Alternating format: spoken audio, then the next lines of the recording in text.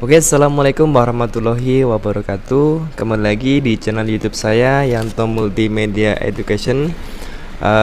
Selamat pagi, salam sejahtera untuk kita semuanya. Semoga selalu diberikan kesehatan jasmani dan rohani. Dalam video ini saya akan menjelaskan materi tentang matematika, yaitu bab 1 tentang teorema Pythagoras di kelas 8 di semester genap. Untuk materi teorema Pythagoras nanti ada peta konsepnya. Untuk peta konsep yang pertama yaitu tentang kebenaran teorema Pythagoras. Kemudian yang kedua tentang penerapan teorema Pythagoras pada segitiga. Oke, lanjut. Untuk konsep yang pertama tentang kebenaran teorema Pythagoras. Jadi teorema Pythagoras itu merupakan peninggalan dari Pythagoras yang penerapannya masih banyak digunakan hingga saat ini. Jadi teorema Pythagoras ini menyatakan bahwa kuadrat hipotenusa atau sisi miring dari sebuah segitiga siku-siku itu adalah sama dengan jumlah kuadrat dari kaki-kakinya atau sisi siku-siku yang lainnya. Sehingga berlaku teorema Pythagoras sebagai berikut ini. Nah, perhatikan gambarnya. Di sini ada gambar segitiga siku-siku dengan sisi A, B, dan C. Untuk rumus yang pertama, C pangkat 2 sama dengan A pangkat 2 ditambah B pangkat 2. Nah, itu untuk mencari sisi miring atau hipotenusa dari segitiga siku-siku. Jadi rumusnya C pangkat 2 sama dengan A pangkat 2 ditambah B pangkat 2, atau C sama dengan akar A pangkat 2 ditambah B pangkat 2. Kemudian rumus yang kedua untuk mencari sisi siku-siku yang lainnya. Di sini ada sisi A. Untuk mencarinya rumusnya adalah A pangkat 2 sama dengan C pangkat 2. Jadi yang jadi patokan adalah C ini adalah hipotenusa atau sisi miring dikurangi dengan B pangkat 2, atau A sama dengan akar C pangkat 2 dikurangi B pangkat 2. Itu untuk mencari panjang dari sisi A. Terus kemudian yang sisi B rumusnya sama dengan yang sisi A, cuma kecuali dia dikurangi dengan A. Jadi untuk mencari B adalah B pangkat 2 sama dengan C pangkat 2 dikurangi A pangkat 2, atau B sama dengan akar C pangkat 2 dikurangi A pangkat 2. Jadi tiga ini adalah rumus dasar dari teorema Pythagoras. Jadi yang harus kalian hafalkan dan yang harus kalian ingat-ingat. Jadi yang jadi patokan itu adalah sisi miringnya atau hipotenusa. Terus kemudian hipotenusa atau sisi miring itu adalah bukan sisi yang miring saja yang hanya ada di segitiga, tetapi sisi miring dalam segitiga itu adalah sisi yang berhadapan dengan sudut siku-siku atau 90 derajat. Itu namanya adalah sisi miring yang sisi terpanjang dalam satu segitiga. Lanjut. Untuk lebih jelasnya silahkan perhatikan contoh soal berikut ini. Di sini ada segitiga A, B, C dengan panjang AB adalah 6 cm. AC adalah 8 cm dan BC nya yang akan kita cari. Tentukan panjang BC dari segitiga di samping. Nah, BC ini adalah sisi miring karena dia berhadapan dengan siku-sikunya di A. Jadi cara penyelesaiannya seperti ini. Diperhatikan jawabannya. Di sini adalah BC sama dengan akar AC pangkat 2 ditambah AB pangkat 2. Kenapa kok ini ditambah? Karena yang akan kita cari BC itu adalah sisi miringnya. Terus kemudian AC nya 8 pangkat 2 dan AB nya 6 pangkat 2. 8 pangkat 2 64 ditambah 6 pangkat 2 adalah 36, sehingga ditambahkan totalnya adalah 100. Maka akar 100 adalah 10 cm. Jadi bisa ditemukan panjang BC adalah 10 cm. Itu contoh yang pertama. Terus kemudian contoh yang kedua, ini gambarnya agak berbeda karena siku-sikunya bukan di A, tapi di sini siku-sikunya di C. Nah, di sini panjang AC dan BC karena dia memang posisinya miring, tetapi dia tidak bisa disebut sebagai sisi miring karena AC itu tidak berhadapan dengan sudut siku-siku dan BC-nya juga sama, dia tidak berhadapan dengan sudut siku-siku. Nah, yang menjadi sisi miringnya itu adalah AB karena AB berhadapan dengan sudut 90 derajat atau sudut siku-sikunya. Diketahui panjang AB-nya adalah 17 cm, berarti ini AB sisi miringnya atau sisi terpanjangnya 17 cm. Kemudian BC-nya adalah 8 cm, yang dicari adalah panjang AC. Nah, berarti yang kita cari nanti adalah panjang AC. Silahkan perhatikan penyelesaiannya. Maka rumusnya adalah AC sama dengan akar AB pangkat 2 dikurangi BC pangkat 2. Nah, kenapa kok ini tandanya dikurangi? Karena yang kita cari itu bukan sisi miringnya. Nah, karena sisi miringnya AB, berarti AB pangkat 2 dikurangi dengan sisi penyiku yang lainnya yaitu BC. Sehingga AB pangkat 2 adalah 17 pangkat 2 dikurangi BC-nya adalah 8, sehingga 8 pangkat 2. 17 pangkat 2 adalah 289, 8 pangkat 2 adalah 64. Sehingga 289 dikurangi 64 adalah 225. Akar dari 225 adalah 15 cm. Sehingga bisa kita peroleh panjang AC itu adalah 15 cm. Jadi itu dua contoh soal dengan model soal yang berbeda, dengan gambar soal yang berbeda. Kita lanjutkan. Kita lanjutkan konsep yang kedua, yaitu penerapan teorema Pythagoras pada segitiga. Nah, teorema Pythagoras itu banyak sekali digunakan dalam perhitungan bidang matematika, antara lain seperti ini. Nah, seperti menentukan jenis segitiga. Jadi teorema Pythagoras itu juga bisa digunakan untuk menentukan jenis segitiga. Jadi berdasarkan sudutnya, segitiga itu dibagi menjadi 3. Ada segitiga tumpul, ada segitiga siku-siku, ada segitiga lancip. Jadi untuk mengetahui segitiga itu termasuk segitiga siku-siku, lancip atau tumpul, itu bisa dicari menggunakan ini teorema Pythagoras.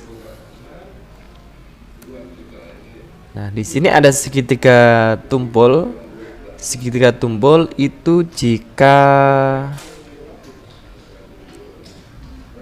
C pangkat 2 itu lebih besar dari A pangkat 2 ditambah B pangkat 2. Itu maksudnya adalah pangkat dari sisi miringnya itu adalah lebih besar dari penjumlahan dari pangkat dari sisi yang lainnya.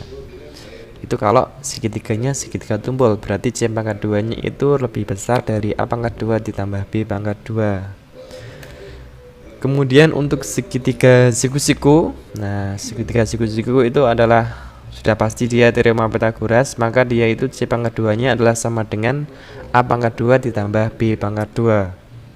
Itu segitiga siku-sikunya. Kalau segitiganya lancip, itu hasil dari C pangkat 2 nya atau pangkat dari sisi miringnya, itu dia lebih kecil dari penjumlahan A pangkat 2 ditambah B pangkat 2.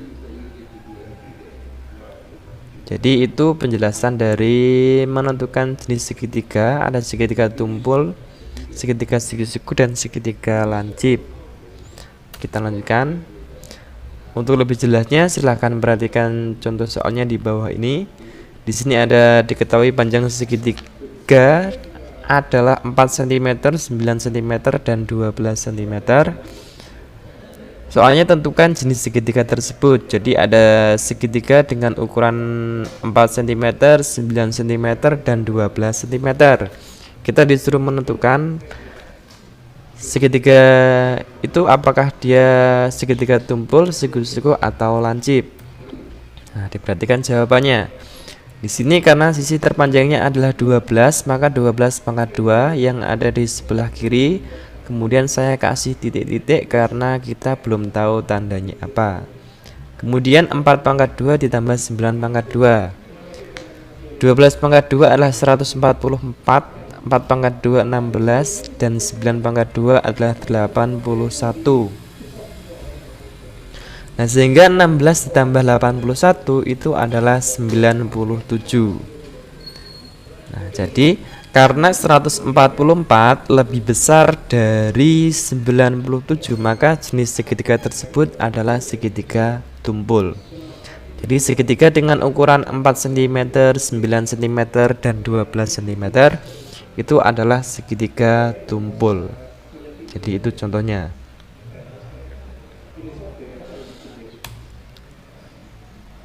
Nah, kita lanjut yang kedua, yaitu menentukan triple Pythagoras.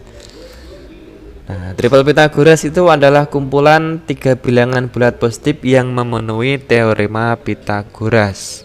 Jadi triple Pythagoras itu adalah 3 bilangan yang memenuhi triple Pythagoras, atau 3 bilangan jika kita gambar nanti segitiganya membentuk segitiga siku-siku. Untuk lebih jelasnya perhatikan contohnya lagi. Di sini tentukan bilangan-bilangan berikut ini yang merupakan triple Pythagoras. Ada A dengan ukuran 3 cm, 4 cm, dan 5 cm. Yang B 6 cm, 9 cm, dan 12 cm. Kita cek satu persatu. Untuk yang A, di sini sisi terpanjangnya 5. Jadi 5 pangkat 2 25, 4 pangkat 2 16, dan 3 pangkat 2 9. 16 tambah 9 adalah 25. Nah, karena di sini adalah hasilnya 25 sama dengan 25, atau pangkat sisi terpanjangnya itu sama dengan jumlah dari pangkat sisi yang lainnya, maka untuk segitiga yang berukuran 3 cm, 4 cm, dan 5 cm itu merupakan triple Pythagoras. Jadi 3, 4, 5 ini merupakan triple Pythagoras.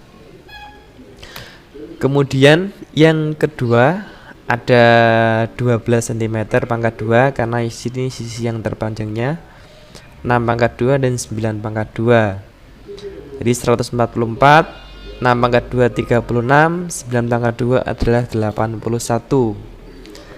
Jadi 144 tidak sama dengan 117. Jadi antara ruas sebelah kiri dan kanannya karena tidak sama, maka segitiga dengan ukuran 6, 9, dan 12 cm itu bukan merupakan triple Pythagoras. Jadi syaratnya triple Pythagoras itu adalah yang ruas sebelah kiri itu harus sama dengan yang ruas sebelah kanan. Seperti yang A, yaitu 25 sama dengan 25. Jadi itu menentukan triple Pythagoras. Jadi pembuktian ukuran-ukuran segitiga yang segitiganya berbentuk segitiga siku-siku. Oke, kita lanjutkan masuk ke soal latihan. Ini bisa kalian kerjakan di rumah atau dibuat latihan. Jadi untuk soal yang pertama, di sini berapa panjang dari segitiga suatu segitiga apabila diketahui sisi miring segitiga panjangnya 20 cm dan sisi datarnya memiliki panjang 16 cm. Nah, soal yang nomor 1 ini caranya seperti yang pertama tadi.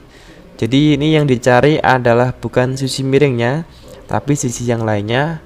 Maka nanti rumusnya adalah menggunakan tanda dikurangi, karena sisi miringnya diketahui 20 cm. Terus soal yang kedua. Nah, soal yang kedua ini kuncinya harus kalian gambar lebih dahulu, karena diketahui 3 buah kotak A, B, C membentuk segitiga. Jadi silahkan gambar dulu segitiganya dengan siku-siku di kota B. Jadi siku-sikunya nanti di titik B. Jarak kota A B 6 km, jarak kota B C 8 km. Berapakah jarak kota A C-nya?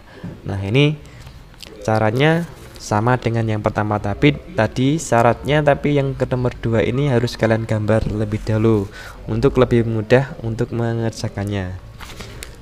Terus soal yang ketiga. Nah, di sini ada sebuah gambar. Di sini Anton mengamati dua mobil dari puncak menara yang jarak masing-masingnya ke Anton seperti tampak pada gambar berikut. Nah, ini adalah puncak menaranya. Jadi Anton di puncak menara, terus M1 sama M2 ini adalah mobil pertama dan mobil yang kedua. Jika tinggi menara 12 cm, berarti tinggi menaranya 12 cm, maka jarak kedua mobil tersebut adalah titik-titik. Jadi yang ditanyakan adalah jarak antara M1 dan M2. Jadi caranya bagaimana? Silahkan kalian cari dulu antara jarak M1 sampai ke dasar menaranya menggunakan teorema Pythagoras, yaitu menggunakan 20 meter dengan tinggi menaranya 12 cm, mencari M1 sampai dasar menaranya.